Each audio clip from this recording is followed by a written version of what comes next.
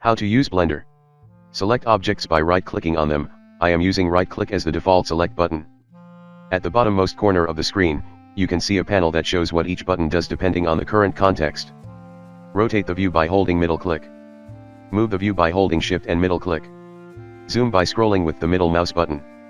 The axis gizmo on the right side of the screen can also rotate the camera and select the viewing side. As you can see, the axis is color-coded, red for X-axis, green for Y-axis, and blue for Z-axis. Clicking one of the axis buttons switches the view into an orthographic view from the selected axis. Change the view mode manually to orthographic and perspective mode by pressing the switch view button. Press Z to change the view mode from solid to either rendered, wireframe, or material preview. Pressing Shift plus Z would change the view into wireframe mode, and pressing it again would return it to solid view mode. Right-click on an object to select them. Press A to select all objects. Alt plus A to unselect all selected objects. And Control plus I to invert the selection. Select the Select tool and drag left-click to select multiple objects within a box. Select the Move tool to move an object. Dragging on the arrows would move the object along the desired axis, while dragging on the squares would move the object along the desired plane. G is the hotkey for the Move tool. Additionally, press X, Y, or Z to move the object along the corresponding axis. Pressing Shift and one of the axis buttons would instead move the object along the corresponding plane. On the bottom left corner, you can press the arrow key to reveal the operator panel. You can adjust your last action in the operator panel with more detail. Rotate objects by using the Rotate tool. Drag on one of the circles to rotate the object on the desired axis. Dragging on the white outer circle would rotate the object relative to the viewport. And dragging on the ball would rotate the object freely. Additionally, hold Ctrl to rotate the object on an increment. Pressing R would also rotate objects. Additionally, press X, Y, or Z to rotate it along the desired axis. Scale objects by using the Scale tool. Dragging on one of the axes would scale the object along that axis, while dragging on the white circle would scale the object uniformly. Pressing S would also scale an object. Additionally, press X, Y, or Z to scale it along the desired axis. You can change the transform orientation of objects by bringing down the transform orientation menu on the top corner. Currently it is set to follow global space orientation. You can change it to follow the local space of the object, meaning that axis would follow the local orientation or rotation of the object instead of the scene's global orientation. Normal orientation would follow the facing of the selected item's normal. Gimbal uses a gimbal behavior that can be changed depending on the current rotation modes such as Euler, axis angle, and quaternion, and view orientates the transform axis relative to the view. Beside it is the transform pivot point menu. This changes the pivot point of an object. Bounding box changes the pivot point to the center of the bounding box instead of the origin. 3D cursor changes the pivot point to the 3D cursor. Individual origins changes the pivot point to the individual origin of all selected objects. This is best used with local transform orientation. Median point is the default pivot point. An active element changes the pivot point of all selected objects to the origin of the currently highlighted object. Try experimenting with each options to see how they can be utilized. For more accurate control over your objects, you can refer to the sidebar. From there you can manipulate the location of your objects, their rotation, their scale, and their dimension. Add objects using Shift plus A. You can see the plethora of objects that could be added to the scene. We will be focusing on meshes for now. Select one of the objects to add it to the scene. Change where a new object is placed by moving the 3D cursor. Press left-click to move the cursor to the desired location. You could more accurately manipulate the location of your 3D cursor in the sidebar. Change the location of the 3D cursor to the center of a selected object by pressing Shift plus S and select Cursor to Selected. This sphere's shading is flat.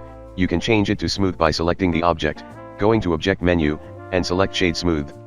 For cubes and other angular-shaped objects, enable Auto Smooth to get rid of the weird shading. Go to the Object Properties panel on the right side, Normal, and tick Auto Smooth. Remove an object by either pressing Delete. You can change the shape of an object in Edit mode. Go to Edit mode by selecting an object, and pressing Tab. Press 1, 2, or 3, to select vertex, side, or face respectively. Press right-click to select an item. Shift plus right-click to select multiple items. And Control plus right-click to expand the selection. Selection in Edit mode works mostly the same way as in Object mode. A to select all, Alt plus A to unselect, and Control plus I to invert selection. Tools such as Move, Rotate, and Scale also work similarly in Edit mode. G to move, R to rotate, and S to scale. You can also add other mesh within the object from the Add menu. Press E to extrude the selection you've made.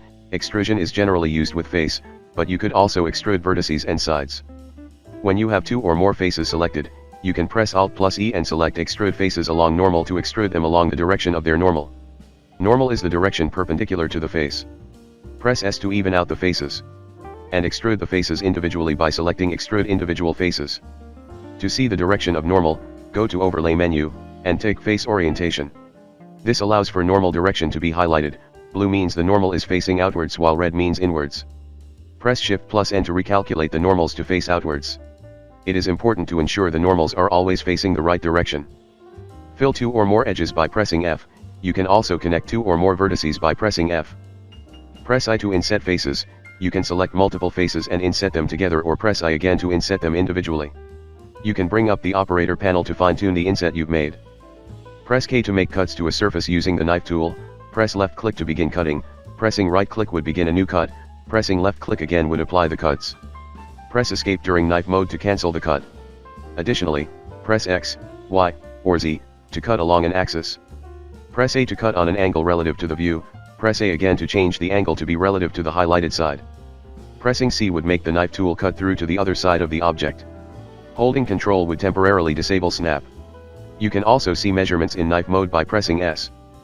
Press Shift plus B to bevel an edge or a selection of edges. Use your scroll wheel to adjust the number of bevels made.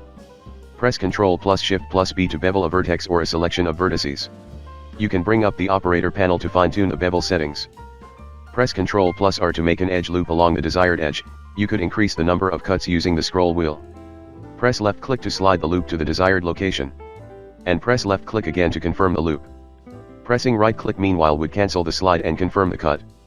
Press escape to cancel an edge loop after pressing Ctrl plus R. You can select an edge loop by going to Select Menu, Select Loops, Select Edge Loops. To make this easier, you can add Select Edge Loops to your Quick Favorite menu by right-clicking on it and adding it to your Quick Favorite. You can bring up your Quick Favorite menu by pressing Q. With an edge loop selected, you can slide it along the edges by pressing G twice. Confirm the slide by pressing left-click and cancel it by pressing right-click. Next is the Spin tool. This tool extrudes the selected item and rotates it along an axis, extremely useful when you want to make an arch. First select the Spin tool and select the spin axis. Next select the item you want to spin, a face in this case, and set the pivot point using the 3D cursor. Next, drag one of the plus buttons to start spinning the selected item. You can add more steps to the spin by changing the step value on the top left corner or by bringing up the operator panel. Tick the Use Duplicates option instead if you want to spin the selected item as its own individual item. Duplicate a selected item or object in both Edit and Object mode by pressing Shift plus D. Press M and select by distance to merge overlapping vertices, sides, or faces. Press Ctrl plus Z to undo your mistakes. This works both in Edit mode and Object mode, but not in real life. Press Ctrl plus Shift plus Z to redo an action. Blender could undo 32 steps by default, but you can change this in the Preference menu if you want more, or fewer undo steps.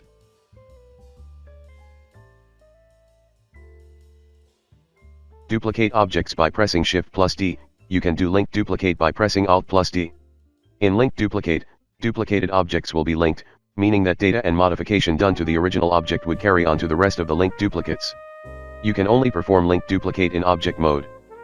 Parent several objects to a highlighted object by pressing Ctrl plus P and select Object. Transformation done to the parent object would affect its child objects.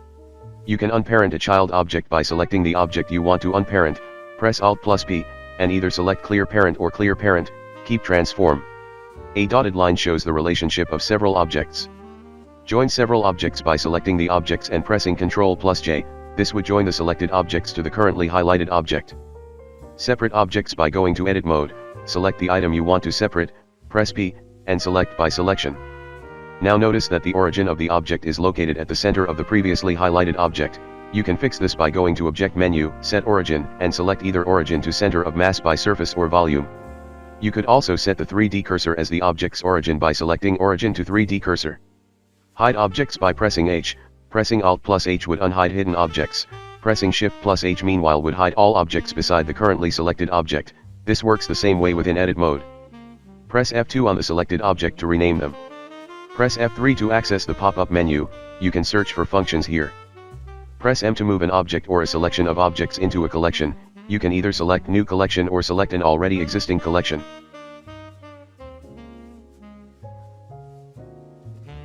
You can add modifiers in the modifier property menu. I will be mainly covering array, solidify, bevel, and subdivision surface in this episode. The array modifier creates an array of copies of an object. Count decides how many times the object is copied. Relative offset decides the copied object's translation relative to the size of the base object's bounding box. Constant offset meanwhile decides the copied object's translation relative to the origin point of the base object. Enabling merge would merge any overlapping vertices automatically. Apply a modifier by pressing Ctrl+A over the desired modifier and delete the modifier by pressing the X icon near the top. The solidify modifier adds depth and thickness to an otherwise flat object. Let's take this cube and remove the top side, and then add a solidify modifier to it.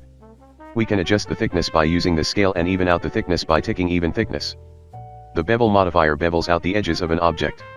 This method is good for non-destructive detailing. You can adjust the bevel width on the scale and adjust the amount in the scale below it. You can limit what gets beveled or not in the limit method. The default method is based on angle, but you can set it to other methods such as weight or vertex group. I personally use weight as the limit method. This method is tedious as you need to go to edit mode and manually mark the edges you want to bevel, but it provides a much nicer result than relying on angle alone, especially in more complex models.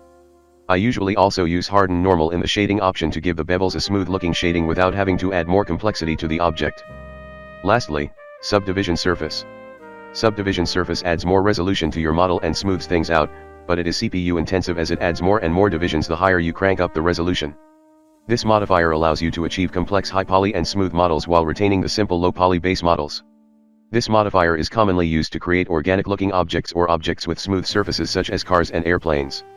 There are two types of subdivision surface, Catmull-Clark and simple. Catmull-Clark adds resolution and smooths the object while simple only adds resolution. Levels viewport decides the resolution in viewport mode, render meanwhile decides the resolution in the final render. You can untick optimal display to see the true amount of resolution. Modify the materials of an object by selecting the desired object and going to the material properties menu. Click new to add a new material, or press the add material slot to add existing material. We will only cover the bare minimum for material in this course. We will mainly be covering principled BSDF, the default material type. Base color adjusts the base color of the material. It is a grayish white by default. You can change the color by dragging the dot around the color wheel. Metallic adjusts how metallic a material looks. Specular adjusts the specular reflection. The default value is 0.5, making it 0 eliminates reflection while making it 1 makes the material highly reflective. Roughness adjusts the finish of the material. 0 gives it a glossy finish while 1 gives it a matte finish. You can also set the emission property of a material. Emission adjusts the color while emission strength adjusts the intensity. You can't preview how a material looks from solid view mode. This is where material preview would come handy. Switch to material preview mode to see how the material looks. You can change the lighting by going to the top right corner, press the shading menu, and select the HDRI ball. Blender provides 8 HDRI preset by default. Add other material to a surface of an object by selecting the object. Add a new material or an existing one from the material menu. Go into edit mode, select the surface you want to assign a new material, select the material you want to assign from the material menu, and press assign. You can also select certain material in edit mode by pressing select on the menu, and deselect said material by pressing deselect or right-clicking on random empty space in the view. Additionally, you can assign certain colors to material so it is visible in solid view mode. You can do this by selecting the desired material in material menu, viewport display, and assign color to the material by using the color wheel. Additionally, you can also see how a material looks like from rendered view mode. First we need to set up the lightings. Add lights from the add menu. There are 4 types of lights. Point light shines in all directions. Sunlight acts like the sun does and covers the entire scene. Spot projects a beam of light similar to a spotlight. An area simulates light coming from a light emitting surface. Modify the properties of the light object in the light setting menu. Color adjusts the color of the light, power adjusts the intensity of the light, and radius adjusts the size of the light. Shadow is enabled by default in all types of lights, but you can disable them by unticking the shadow box. You can increase the quality of the shadow by going to the render properties menu, shadows, increase both the cube and cascade size, and tick both high bit depth and soft shadows. This could impact performance depending on your PC setup.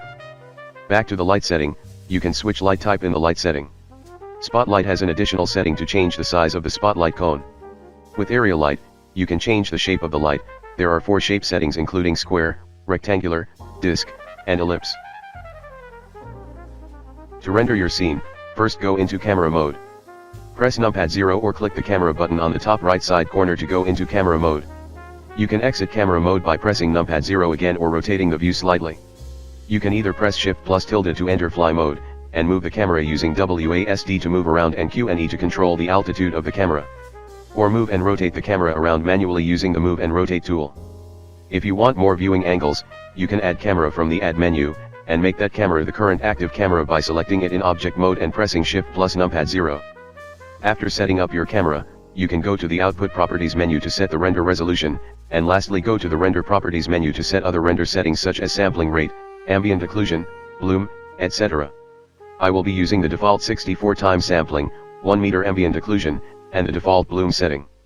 Press F12 to render, and save the rendered image by pressing Alt plus S.